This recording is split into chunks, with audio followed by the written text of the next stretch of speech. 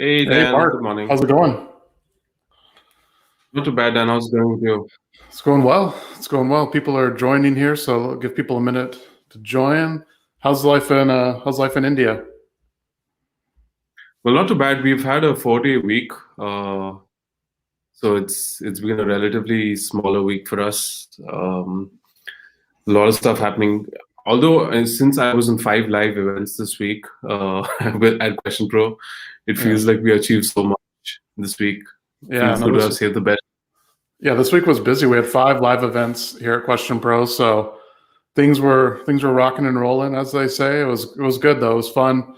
Yesterday, if you guys missed it, I did a webinar with Stephen Krause around 2021 trends, and also did pretty good retrospective look at the 2020 year in review. So if you missed that, feel free to check it out. I think it'll be available on our page next week. But check that out. Some interesting trends and also some forecasts for 2021. So that was interesting. What did you think of that, Mark? Yeah, I love that. In fact, a couple of people even wrote after the webinar saying they actually love the insights. Steven's a wonderful guest to have on, so it was really nice. I loved how he talks about brands and about different insights. That was really fun to look at. Yeah, no, it was Amazing. awesome. It was cool. So everybody that's just joining, we were just kind of talking about the webinar we did yesterday. On today's show, there's going to be a theme to it, Mark. It's going to be about data quality. So you'll see from what the name is research to we'll bring Tim as our guest who leads our audience business, and then also even some of the data points focus on data quality, but a few fun ones as well, and other initiatives there. So next week we do have more events happening, more live events. So we have Work at Life, which is Sonia, who leads our workforce platform, and Maddie Grant with Propel. They have a weekly show now. Mark will put the link in the comments here, but it's interesting. It's a kind of a similar format to this. They bring up interesting data points and talk about it. So definitely check that out. They had their debut episode this week. I think it went off the charts well. So it was good. If you missed that, feel free to watch it on YouTube or Facebook. I think any other channels that you usually stream stuff on, and then check it out. It's super interesting. They talked about the 4 burners theory last week, and if you need to turn one off or turn one up and so forth. So that was interesting, and they'll be talking about new ideas every week. So definitely check that out. And then so that's our workforce. We have CX forms, so we sponsor that. Oh yeah, and Viv just mentioned, when are you coming on Clubhouse, bro? We're on Clubhouse. We're in the talks of a weekly show now. So Viv, it's coming. We're coming for you on that. I know you have a show going on there too. The Bootcast that I think you'll be bringing on there, I'm sure. So we're coming for you there. But that'll be a collection of us, Tim, JJ, Crystal, and I will all be. And Mark, you might even want to get in on this too. We're doing a Clubhouse starting a room probably next week. So we're gonna be on all channels. So if you miss us, it's on you. It's not on us at this point, right? That's what we like to say there. There's plenty of opportunity for us. And then CX forms. So, and if you like in the world of CX, we sponsor CX forms and join that. Ken is usually on there every Wednesday. So definitely join that. That's Wednesdays. Mark will put the comments in here. Put the link. In the link, or put the link in the comments here. And so definitely click and join that. I think Chip Bell, who longstanding CX guy, will be joining them next week. And there's also good networking opportunities on there as well. So there is that. Those are some of the announcements. Definitely join. Everybody that's just joined, we're going to be talking about data quality and some different tools that we presented here at QuestionPro, and also a fresh take. But to get things kicked off, Mark, I want to, we have this What in the Name of Research series that I think people are really enjoying. I got a few things here around data quality to kind of kick things off. So I'll share this. All right. So you can see here, yes, sir, you can absolutely trust these numbers. And he has his fingers crossed behind his back, right? So I think that some of you have been in similar situations where, hey, yeah, these numbers are good. So we want to make sure, here at QuestionPro, that the numbers that you get especially when using our sample or even collecting your own data, are of the utmost quality, and you don't have to go to your boss or go to your stakeholders with your fingers crossed behind your back, right? So one of the things that we want to do is improve data quality. So this meme was created by our own Dan Jackson, who's up in Canada. He created this. So, when a bot sees an invite to take a survey, and then after trying to take a survey with QuestionPro Protect, so, he's kind of like phased out. He doesn't know what to do because we're blocking it. So this would be a good time to bring in Tim, who is going to be talking to us today about some different data quality initiatives that he's been working on here at QuestionPro. I'll let Tim get more into this. Tim, welcome to the show. Thanks, Dan. Yeah. And so I know, Tim, we were really focused on this, especially but especially at the end of last year when, we were seeing a lot of fraudulent responses, probably from the election. I mean, Tim and I were like, we got to do something about these completes coming from the middle of Kansas, right? Or a lake in Kansas, I think, was the sort of the running joke there. But luckily we stopped it before it ended up any of our customers' data. We got it out, so that was good. But we've been really making a concerted effort to improve our data quality and to really become the platform of choice when you want extreme data quality. And that's the key, right? You don't want to go to your boss with the fingers behind your back, as you saw in that meme. So, Mark, hopefully you never do that to me, but I don't know, maybe sometimes you do, I'm not sure. Sometimes I don't have a choice, but I don't think I'll be able to do that anymore now. That's true. Cool. So, hey, Tim, talk to us a little bit about data quality. And I know I'll share a few points here via slide, but maybe just introduce it and then we'll get rolling on it. Yeah, so we've come up with Question Protect. It is a data equality suite of tools. When you and I came to thinking about 2021, we thought about all the extra suppliers that have advanced into a lot of people's sample. A lot of those suppliers have not been vetted properly and have not been verified. So we decided to come up with our best efforts by partnering with the smartest minds in both behavioral psychology and market research to put together some tools to be able to understand where the bots are, how do we fight them, where the professional survey takers are, and also to make sure that we aren't alienating anyone based on their income or their education level. So the first things about here is Question Protect is effective. The bad respondents do not enter the survey. How we do that is a dual method. One is strictly technology, which leverages 80 plus points of data validation. And the other side is the behavioral psychology part. That's where we ask questions that are intended to validate who the respondent is, that they're paying attention, and that they are who they say they are based on different things that they've said in previous surveys.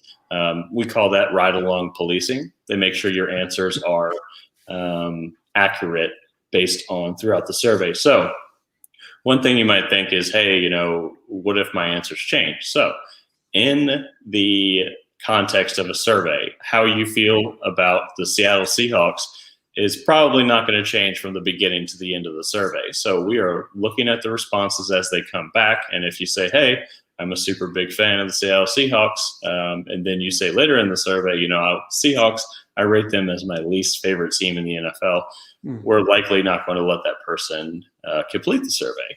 Right. The main points that we really focus on here is those who answer randomly, those who say yes to every question, those who don't speak English at a very minimal level, and also the bots and the automated traffic that's coming through. Hey, Tim, let me stop you real quick, ask you a question. So when we've used this, and I know there's another slide here that you wanted to talk about too, but when we've used this, I know we ran some studies around, hey, this is essentially without this Question Protect, and then also with it. Like, what are some of the differences? Like, what percentage of data, like on maybe a worst case scenario, were we seeing that we were able to catch that normally would have gotten into a survey?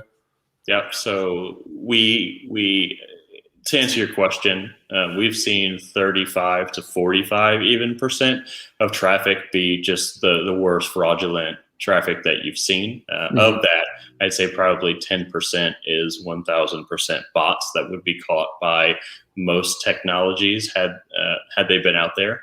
The rest are designed to catch the people that aren't paying attention, or the people that are professional survey takers and wanting to say yes to every question to get compensated. Right. That makes sense. And then there's kind of two approaches or two ways that we attack this, right? Actually, three, I guess, if you think about it. So there's the behavioral approach, the technological approach, and then also within QuestionPro, as respondents are taking the survey, there's data quality measures that we can take too, right? But I think the goal here is like, let's get these people out before they even come into the survey. That's the main thing, right? So you mentioned some behavioral type questions, but ones that you've told me I think are interesting are like, can you name every Olympian that's ever participated, right? Like questions like that are pretty interesting. What are some of those other questions that that we ask that you can talk about? Sure. So some of the other questions are one that's completely just a question to catch you. One that I ran the other day is, have you ever died from a non-fatal car accident? You would be surprised how many people have died from a non-fatal car accident. You're getting me, Tim. That's not fair, man. That's not fair. It's a little trickery. And we would ask a series of 4. So that one would be just, hey, are you saying yes to everything and you're not paying attention? The second one is, do you know what the word insert fake word? So I use GORLAN means. That crossed over the internet is not a word. So if you say yes, again, you're lying because that word does not exist in English. Another one that we would use is, have you ever brushed your teeth? That's so simple, but you would be surprised at how many people you're getting from that. Another one is, from memory, can you recall the name of every person to enter the United States from Ellis Island? Oh boy. Yeah. A lot of people can't, surprisingly. Interesting. And then, so more on the technology side, you mentioned this, but essentially figuring out bots, fraudulent respondents coming in. What are some of the ways that we do that? Sure. So we are checking for the IPs of the people that entered the survey, making sure they don't come from other countries. So what I've heard internally, and let me geek out for a second here, is that lake in Kansas, everyone who got through had a unique IP address, had a unique geolocation address, but what they weren't passing back was the state. They were self-identifying as Kansas, and it was self-populating as that. So where we found out that they were not being able to pass that value through, we were able to stop it in its tracks, really. And it's been really successful, and our clients are really enjoying it. And one thing I would say in 2021, it is downright inexcusable to not be using data quality software of any sort. Wow, that's a hot take right there, Tim. Yeah, hot take. Is. I know. I can't imagine it. Honestly, if I was doing my survey work and I had to report to a boss, I probably would have both hands behind my back crossed. So it's one of those things you don't know that you don't know until you dig in and see, like, hey, the industry average is 5%. Why am I seeing 30? Why am I seeing 35? Why am I seeing 40%? Things like that. And you have to be honest with yourself where you can improve. And QuestionPro is absolutely here to make sure you have the cleanest data possible. Yeah. And I was even talking to a client recently where we've implemented this, and they're like, wow, your data quality is off the charts good. And these are a lot of the things that we're taking into account. Like Tim said, I agree with his hot take. Like, it's inexcusable not to be leveraging some of this technology in this day and age when it's available. We're pushing it, and you need to be using this on any time you collect, responses from panels, like, just to make sure that, like Tim said, you're not going with both fingers, crossed behind your back, like, or both hands. Yeah. You want to come with your hands forward, I guess, with the data. So no, definitely this is something that we're pushing. Any survey that we send out, we use this here at QuestionPro, so it's definitely key. And just getting people out before they even get in your survey and start, messing with the data that way. So we've seen a big improvement since implementing this. And Tim, what if they want more information, or what other things did you want to talk about? Where can they find more information if they want to know more about this? Absolutely. They could send an email to timothy.cornelius@questionpro.com. We're going to be publishing some content soon that we're going to push out. One last thing, and arguably the most important thing that we do, is we maintain supplier diversity. And what that means to us is using red herrings, using instructional misdirection, using other traditional data quality tactics are disproportionately removing minorities and lower education respondents without even knowing it. You're saying, hey, I just want someone who's paying attention, but really you're kicking people out that are representative of some of the American population or some of the population in another country. So with QuestionPro, you're able to maintain and get an accurate sample of a representative of those people. We even have a customizable security setting to where you can make the survey respondent do a task, click into another tab and search something and say, what is the first result that you find? Nice. Super intuitive. So there are, there are governments and the most strict education PhD students that rely on this to have the cleanest data possible. So if you're not partnering with a QuestionPro, if you're not partnering with Imperium, if you're not partnering with Sample Chain, you're doing something wrong. So if you need something else, if you want to learn a little bit more about how we are different in this aspect, please send me an email, timothy.cornelius@questionpro.com. Perfect. And then a couple of questions, Tim. I know we're going to be publishing a white paper, like you mentioned, around this with some interesting data coming up. And then also this question will come up. So let's just make sure we're clear here. This is available worldwide, right? Not just in the US? Absolutely. Local languages as well. Perfect. This is great. So definitely reach out to Tim if you have questions on this or want to know more information. If you want to test it out, we're happy to provide you with some dashboards and some charts and different things that you can make use of to see people that are getting kicked out before, just so we can prove it to you that, hey, this is what we're finding. And you'll be surprised, I think, of the improvement of your data that will come from leveraging this technology. So, hey, Tim, do you want to stick around? We're doing some data points. It's up to you, man. If you want to. Yeah, let's do it. All right, cool. So let me get these up. Let's jump to our next segment here called data points. This also came from one of our own proprietary panels that, man, Tim, you're busy on the show today. This is your baby too.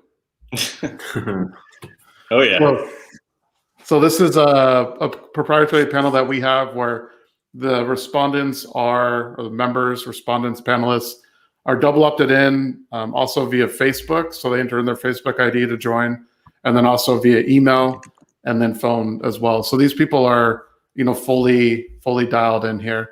So I was interested about, the past couple of days. Mark, I know you put something on LinkedIn about, GameStop and the stock price and the sort of, Reddit Wall Street bets. So I was interested of how many people actually heard about this. I know, we were kind of talking about it internally. So most people, like almost 70, a little over 70% have heard about this, right? So they heard about this, what happened with GameStop. For people that don't know, essentially their stock was, I don't know if manipulated is the right word. Maybe that's too strong, but there's a strong buy based on this Reddit forum that caused the stock to skyrocket. So that is, oh yeah, Joshua's calling it a meme stock. I like that. All right. So then of the people that said yes, so there were, do you agree with the market's decision to stop trading it? So more people said no than yes, although it's pretty close, 53% to 46%. And so I don't know. I kind of agree with, hey, something was going on, obviously, so they stopped it. But at the same time, if it's a free market, you got to let it ride. But there are some regulations around that. So they definitely, most people didn't like it, but I would say it's kind of split here. And then do you think it'll happen to another stock in the next couple of weeks? So pretty split here. Most people said no. 48% said yes. And then I asked, what stock do you think? A lot of people weren't sure. I've heard Bed Bath & Beyond mentioned, BBB for a long time, or not a long time, but a number of times. Some other ones that were mentioned here are Bed Bath & Beyond again, Gold, and then there were a few others that it kind of happened to. Nokia saw a little run. I think AMC was another stock that this happened to. So kind of interesting around the data here. What do you guys think about this? Crystal actually told me she invested in BlackBerry too, and a side note, she also said she's moving a 401k here. That's right. Yeah, put all your money in that. Yeah, take all the money from your. No, never mind. I don't want to give financial advice or even pretend like I am here. But this is pure data here that we collected. All right, these are the facts. So kind of interesting. My favorite one was the meme coming from the Blockbuster Twitter account saying, "Hey guys, help us out." Do you think Reddit? Yeah, that's funny.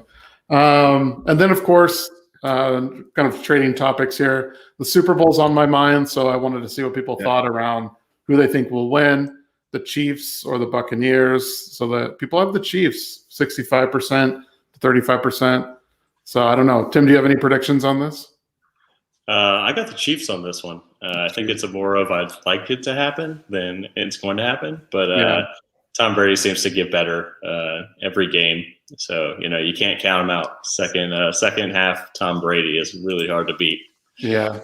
I've seen some memes here where it's like, the two different Yodas, like there's the old Yoda and it's Tom Brady, and then the baby Yoda and it's Mahomes. Have you seen those? It's kind of, I don't know. It just makes me like shake my head a little bit, but it's kind of funny. I don't know. What I want is a good game, maybe back and forth, kind of semi-high scoring, maybe 31-28 Chiefs is what I'm going to say. Nice. I'm flipping on this one. I need NFC to South to win. Tampa Bay Buccaneers by 14. Oh, you're flipping, man. All right. Flipping. I see. You just you want some of the NFC South love. I get it. All right. Oh yeah. All right. I got to be validated that the Saints lost to the Super Bowl.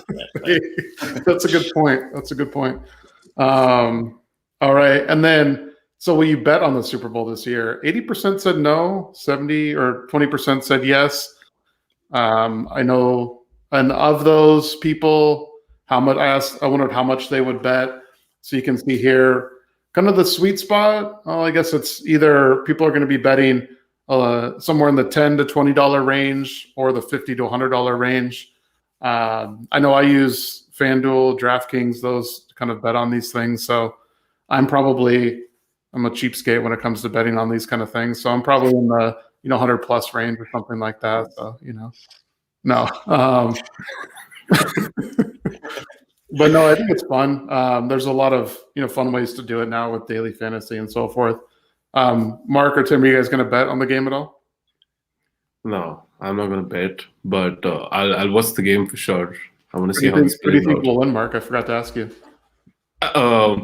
Well, to be honest, I really don't know, but I think the Chiefs may nick it. And just because Tim flipped his vote, I think I'm gonna go opposite of Tim and have an internal bet going and see how this pans out. Nice. All right, I like it.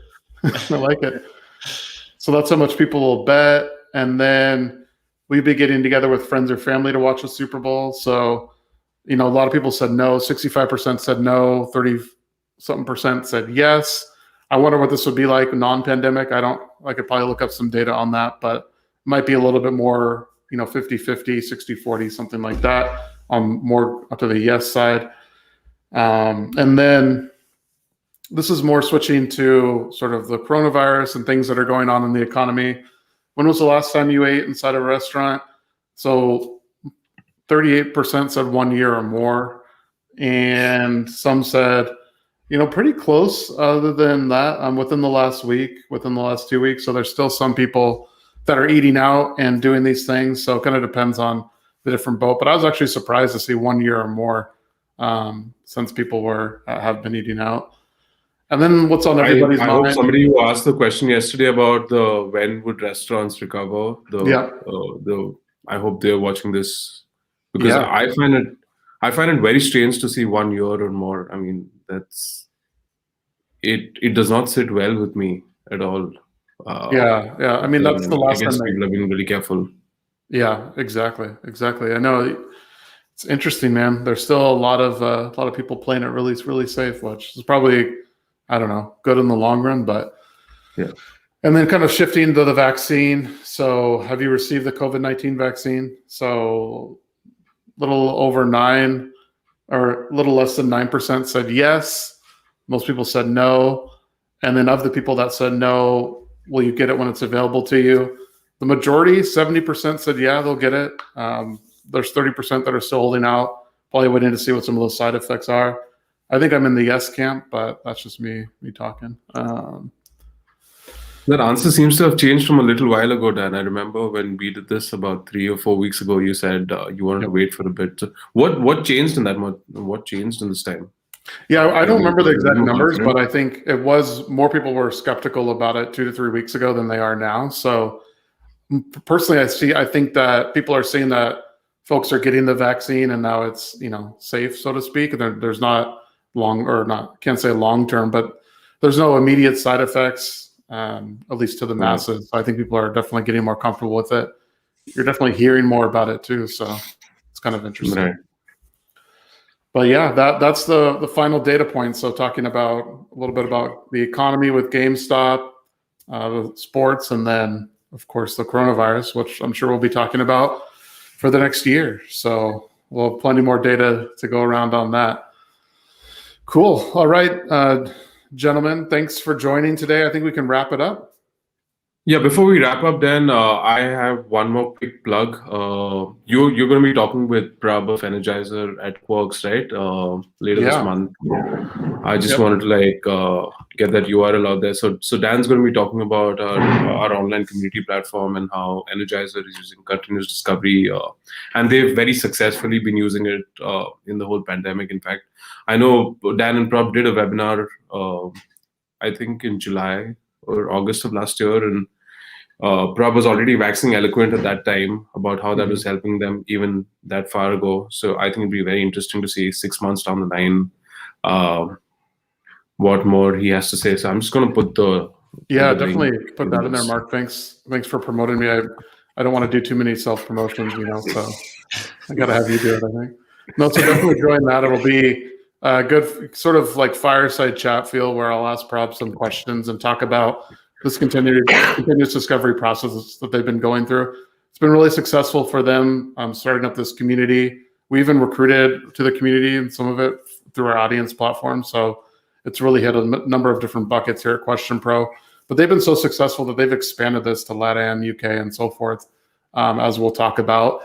But definitely check that out if you're interested in communities. Definitely follow up with me. Mark, thanks for the plug there. And I like that you said waxing eloquent. I think I'm going to put that in my vocabulary too. So thanks for that. Yeah, my wife is going to hate that come Saturday probably. So I hope she's not watching. Oh, she is. She's probably watching the show right now and like, oh shit. Yeah. She's definitely. If she's watching, I want to make sure that we give a plug to our highest rated episode of last year. That's with, true. The special guest Abigail. Yeah. Yeah, Abigail, and the episode that Abigail, my daughter, was on was the highest, most viewed show. So, and it also featured. It also featured Tim in a onesie too. So that was fun. Never again. Never again. We'll go back and watch the Christmas special, and you'll see that. So awesome. Well, hey, gentlemen, thanks. Have a good Friday, and thanks for joining the show today. All right, everyone, thanks for watching, and subscribe, and so you get this every week. All right, see you guys. Bye.